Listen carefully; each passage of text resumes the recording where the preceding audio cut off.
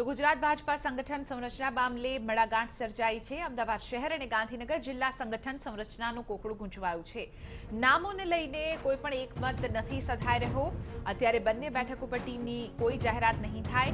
રાજ્યમાં ભાજપાના સૌથી મોટા શહેર સંગઠનમાં હાલમાં કોઈ ફેરફાર નહીં થાય। વર્તમાન સંગઠન સાથે ભાજપા કોર્પોરેશનની ચૂંટણી લડશે। સ્થાનિક સ્વરાજની ચૂંટણી બાદ અમદાવાદ ગાંધીનગરની નવી ટીમ જાહેર કરવામાં આવશે।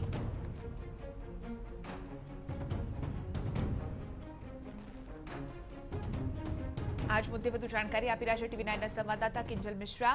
કિંજલ, શું અત્યારે મુશ્કેલી સર્જાઈ રહી છે, ખાસ તો કોર્પોરેશનની ચૂંટણીને ધ્યાનમાં લઈને?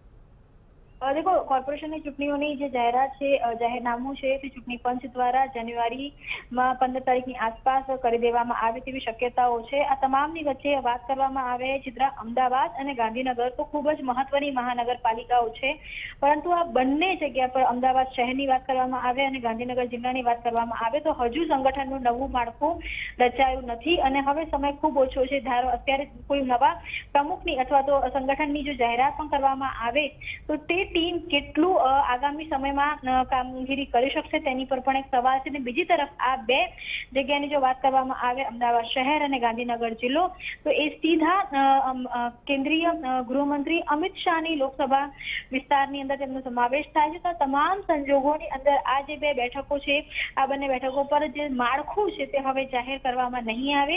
કોર્પોરેશનની ચૂંટણીઓ બાદ માળખું જાહેર કરવામાં આવશે। સૌથી મહત્વની વાત છે ચિત્રા કે પ્રદેશ સંગઠનનું જે માળખું છે તે તો છેલ્લા કેટલા સમયથી વિલંબિત છે। પ્રદેશ પ્રમુખની નિયુક્તિને પણ 2 મહિના જેટલો સમય થયો છે, પરંતુ તેની સાથે અમદાવાદ અને ગાંધીનગરનું પણ માળખું હવે જાહેર નહીં કરાય। હવે પેટા ચૂંટણીની જેમ સ્થાનિક સ્વરાજની ચૂંટણીઓ થશે। સ્થાનિક સ્વરાજ ચૂંટણીના પરિણામો બાદ આ બે જગ્યાના જે માળખા છે તે પ્રમુખના નામ સાથે જાહેર કરાશે।